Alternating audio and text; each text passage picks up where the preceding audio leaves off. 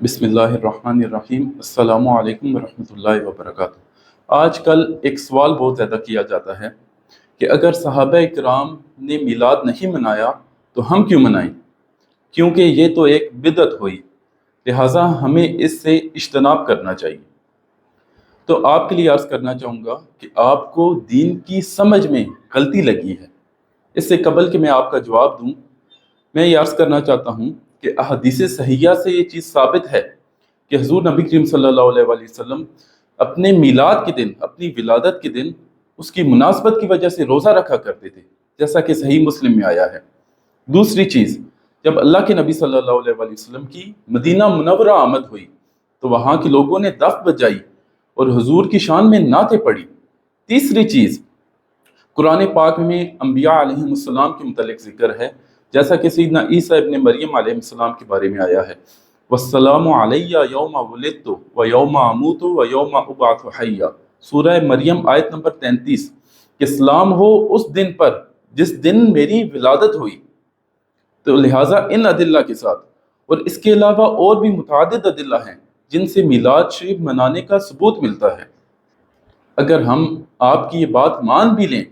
کہ میلاد منانا بدعت ہے، تو میں پھر یہ عرض کرنا چاہوں گا کہ آپ کو اس مسئلے میں بھی غلطی لگی ہے، کیونکہ اللہ کے نبی صلی اللہ علیہ وآلہ وسلم نے فرمایا، من سن فی الاسلام سنتا حسنتا، جس نے اسلام میں کسی اچھے کام کی ابتدا کی اور اس کے بعد اس کام پر عمل ہوتا رہا، تو اسے ہر عمل کرنے والے کی جتنا اجر ملے گا اور ان کے اجر میں سے کچھ کمی نہ کی جائے گی۔ پھر آپ نے فرمایا کہ جس نے اسلام میں کسی برے کام کی ابتدا کی اور اس کے بعد اس پر عمل ہوتا رہا، تو اسے ہر برا کام کرنے والے کی جتنا گناہ ملے گا اور ان کے گناہ میں سے کچھ کمی نہ کی جائے گی۔ صحیح مسلم حدیث نمبر 6800۔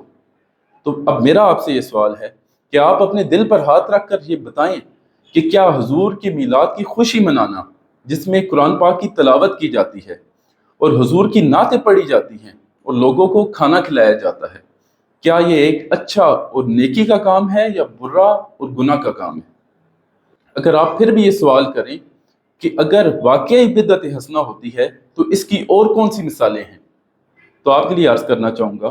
کہ تراویح کی نماز اس طرح باقاعدہ اہتمام اور جماعت کے ساتھ پڑھنا، جس کے متعلق حضرت عمر رضی اللہ عنہ کا قول ہے کہ نعمت البدعۃ ھذہ، کہ یہ کتنی خوبصورت بدعت ہے۔ دوسری مثال، حضرت عثمان رضی اللہ عنہ کے دور میں جمعہ کی 2 اذانیں شروع ہوئی جو آج تک چلتی آ رہی ہیں، اور حضور نبی کریم صلی اللہ علیہ وآلہ وسلم کے دور میں یہ 2 اذانیں نہیں ہوتی تھی بلکہ 1 اذان ہوتی تھی۔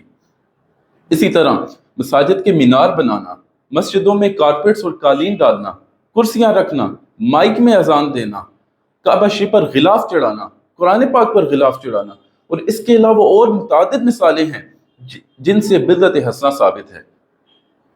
اور اگر آپ پھر بھی یہ کہتے ہیں کہ صحابہ کرام کے دور میں نہیں منایا گیا، تو اس میں ہمارے لیے اور بھی زیادہ شرف ہے کہ ہم وہ لوگ ہیں جنہوں نے حضور نبی کریم صلی اللہ علیہ وآلہ وسلم کی میلاد کی ابتدا کی، تو قیامت تک جب بھی اس پر عمل ہوتا رہے گا ہمیں اس کا اجر ملتا رہے گا۔ اگرچہ یہ ایک غلط بات ہے، میلاد شریف کا ثبوت قرون اولیٰ سے بھی ملتا ہے۔